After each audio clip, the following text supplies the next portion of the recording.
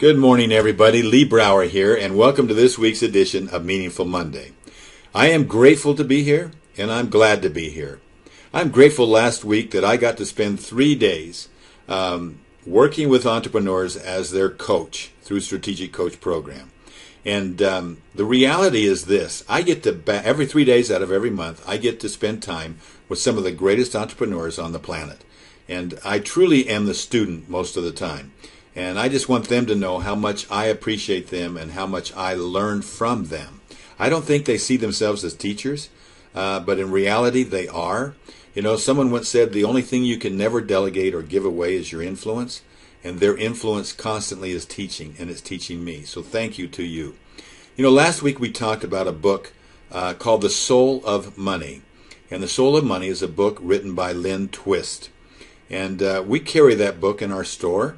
And we typically carry it for close to $28, but we only have a few copies left. And for those of you that are interested in this book, if you go to empoweredwealth.com to our store, they'll be on sale starting today for $12.95 instead. So if you'd like to get the book until we run out, so hopefully you'll get one before we run out. In her book, she tells an amazing story. I call it the Mother Teresa story. You know, let me give you a little background on Lynne. She and her husband in the 1970s were very blessed to have money come pouring in her words. And as they spent more money, it opened the door to spend more money on other things. For example, as they learned about fine wine, well, that meant then as they acquired fine wine, they needed a wine cellar. As they bought a fancy sports car, well, they still needed a fancy SUV or station wagon to haul the children around. And as they got their one home that was really nice, they needed to furnish it. Then they decided they needed another home because all their friends had a summer home. And then they got comparing vacations, and they decided they needed to go on more exotic vacations. And pretty soon, even though they consider themselves to be very diligent parents, and they loved their children and wanted to take care of them, they felt the demands and the pressure of being away and being part of the affluent society, if you will. And part of the work that happened as she became more aware of the Hunger Project, became more aware of Mother Teresa. The book tells a little bit about their transformation and the things that they learned about money. Now, they say that, you know, money is not a bad thing. It's not the root of all evil. What is the root of all evil is the ignorance around money. It's the misapplication of money, misunderstanding of money, the misuse of money. This is the problem. Now, I found this book to be most exciting to me because it's so aligned with what we talk about in Empowered Wealth. And there's a story in particular that resonates with me, and the Mother Teresa story. And Lynne had always wanted to meet Mother Teresa, and so she put in a request, and finally one day she got a call and said, "Mother Teresa will see you this afternoon." So she immediately ran out and she bought 3 books that she could read up on Mother Teresa, so that she would know more about her when she got there. She and the driver drove around for an extra 45 minutes looking for it. They left early enough that because it's just a nondescript place. It's just, you wouldn't know it. A little sign up above that says the orphanage. And so she's going up the steps. She sees newspaper bundled there, and she picks up the newspaper, and inside is a brand new newborn baby. And she's just, my goodness. And she comes through the doors, and the nuns come up and greet her right away, and they take the baby away. And around her she sees about 25, 30 cribs. There's about 50 babies that are there, 51 now with the new one. And it's just such a peaceful sound. Nobody's crying. They're just cooing. There's nuns that are singing to these babies, and it just had a pleasant spirit about it. And Mother Teresa wasn't there. She wasn't available yet. So she was in town doing some charitable work. And so they enlisted her in the process of taking care of these children.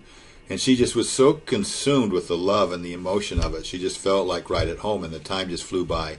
And before she knew it, Mother Teresa was there, and somebody said, "Mother Teresa is ready to see you now." And she looked down the hallway, and here walking towards her was this angel, Mother Teresa.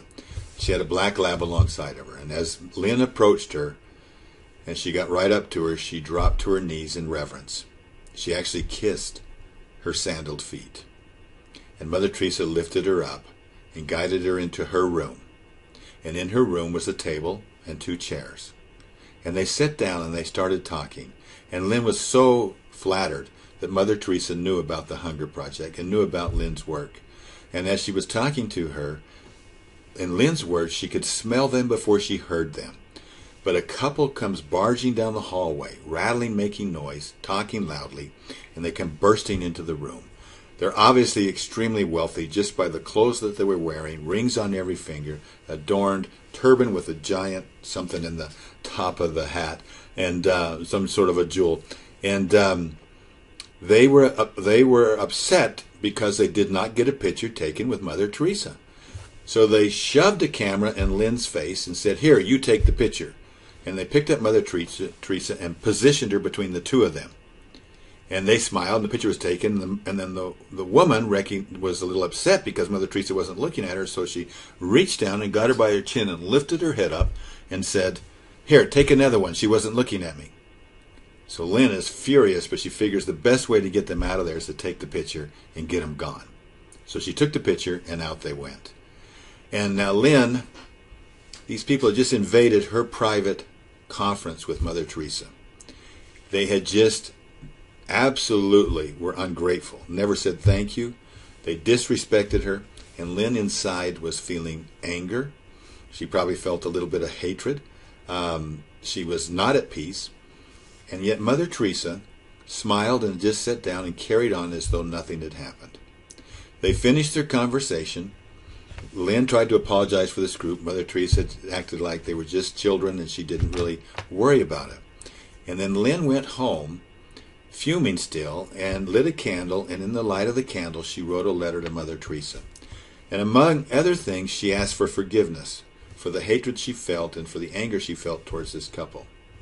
Mother Teresa then, several weeks later, she received a letter. Lynne received a letter from Mother Teresa.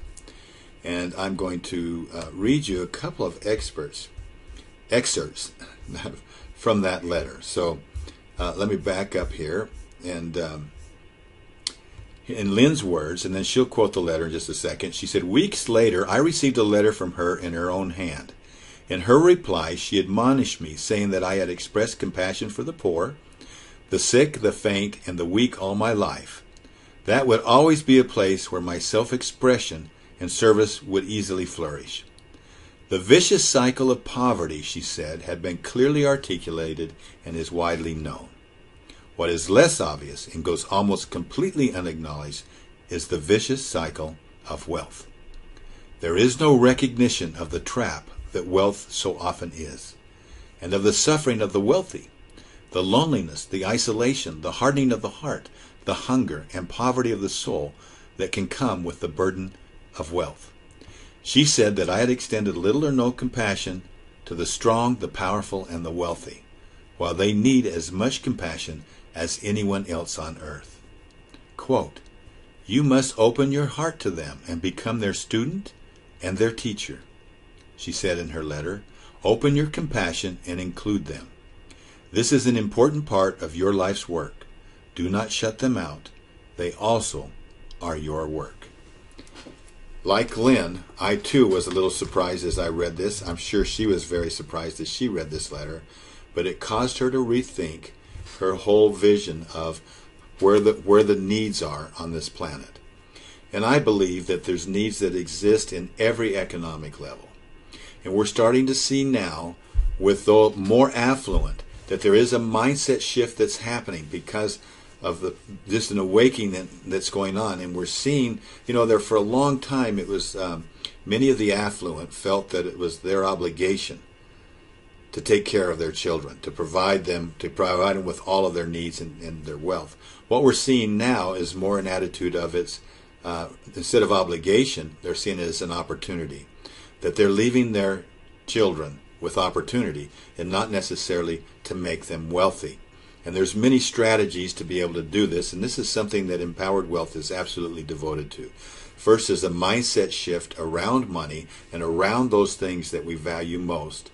And then secondly is an adequate structure that will support this kind of thinking in such a way that we don't fall prey to the 4Ds of traditional estate planning, where we divide the assets up amongst the heirs, defer them downstream as far as we can defer them, watch them dump out on ill-prepared heirs to receive them, and then watch that wealth be destroyed or dissipated. And truly, that is the traditional sense of estate planning, as proven out by the numbers, which says that 97% of all family wealth rarely survives that third generation. I am grateful to Lynne Twist. I'm grateful for her efforts to make this planet a better place, to use her time, her energy, her attention, and yes, her money and other resources to make this planet a better place. We are all looking for that meaningful passion, that meaningful purpose in our lives. It's my wish that each of us are able to discover that passion and to be able to find that future that transcends our money, that transcends our businesses, and allows us to make meaningful decisions in the present because we have a vision of something meaningful in the future. I hope you enjoy this week as much as I'm going to. Make it a meaningful week. Be intentional. I'll talk to you next Monday. Bye-bye.